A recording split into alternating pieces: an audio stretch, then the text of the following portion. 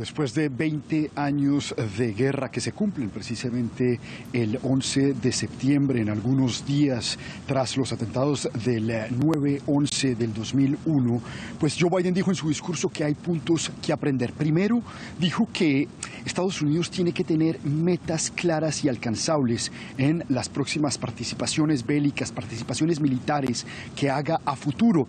Y segundo, dijo que además Estados Unidos tiene que preguntarse muy bien cuál es el interés de Estados Unidos en participar en estas guerras, varias guerras que ya se mencionaban. Estados Unidos sigue participando en ellas. Por ejemplo, la participación militar que tiene Estados Unidos en Yemen, en Somalia, en Irak todavía, donde lleva también decenas ya de años. Y entonces, pues lo que muchos analistas de seguridad con los que hemos hablado acá en Washington nos han dicho que, pues además las guerras ya empiezan a cambiar, ya no hay que enviar tantos soldados en terreno, y Estados Unidos se ha dado cuenta de eso en las recientes intervenciones militares. Lo que dicen analistas de seguridad es que lo que hay que aprender también después de Afganistán es que las guerras se luchan de una forma diferente, se luchan con mucha tecnología. Recordemos que Osama Bin Laden, asesinado en el 2011, fue asesinado con un dron. Entonces, esa tecnología de drones militares,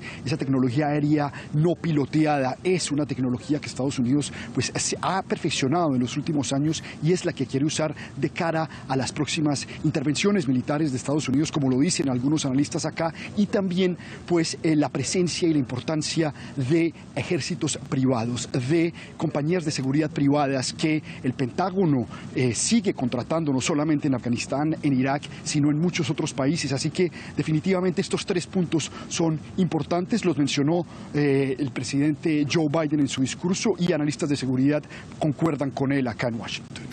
Cristóbal, ¿cuáles serían las preocupaciones principales respecto de lo que viene de ahora en más? Me refiero tanto a Afganistán como para Estados Unidos. Y contanos también qué dicen al respecto los republicanos sobre estos retos.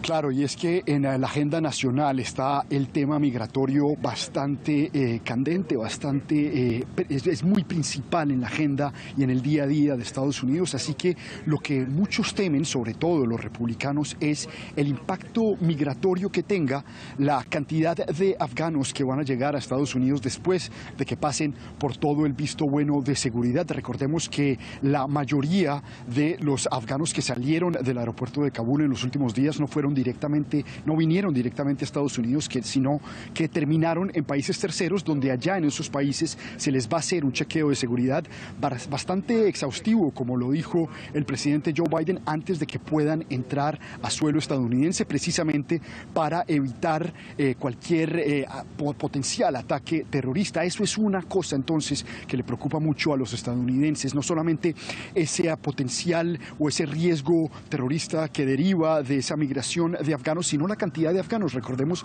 que fueron 100.000 afganos lo que en los últimos días, según Joe Biden, fueron evacuados de Afganistán, y muchos más que después de la resolución de la ONU van a pues tratar de entrar a Estados Unidos. Así que pues ya en medios conservadores se conversa y se habla y se expone ese temor, ese miedo a esa ola migratoria afgana. Además, pues lo que dicen varios republicanos es, bueno, ¿qué va a pasar en Afganistán de ahora en adelante? Si la misión inicial fue ir a Afganistán precisamente para acabar con ese refugio de terroristas de Al-Qaeda y del Talibán que desde allá operaban, pues ¿qué va a pasar ahora que el Talibán vuelve a tomar control del país? ¿Va a ser nuevamente Afganistán un refugio de terroristas? ¿Qué va a hacer Estados Unidos al respecto? Se lucharon 20 años en ese país para que nuevamente Afganistán sea un refugio de terroristas. Son preguntas que se formulan sobre todo los republicanos y demócratas también acá en Estados Unidos.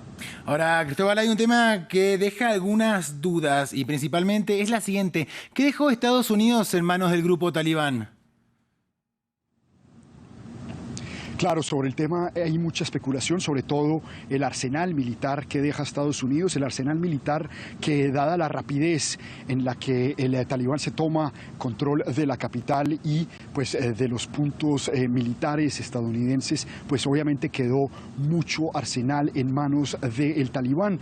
Ayer el Pentágono, cuando anunciaba definitivamente la retirada, el último soldado que evacuaban del aeropuerto de Kabul, decían que pues habían autodestruido arsenal que quedaba en el aeropuerto de Kabul. Mencionaban cifras como 73 aeronaves, mencionaban también 23 Hummers y 70 aproximadamente vehículos antiexplosivos que habían destruido, desmilitarizado los militares estadounidenses antes de salir del aeropuerto de Kabul. Sin embargo, pues hay mucha especulación al respecto y hay algunas cifras que son muy llamativas que dan varias fuentes. Por ejemplo, que en Afganistán, después de 20 años, quedan cerca de 20.000 Hummers, estas camionetas de guerra, que quedan alrededor de 42.000 carros y cerca de 360.000 rifles de asaltos, además de 634 tanques de guerra. Una cifra bastante alta, un arsenal muy grande que ya quisieran varios países tener.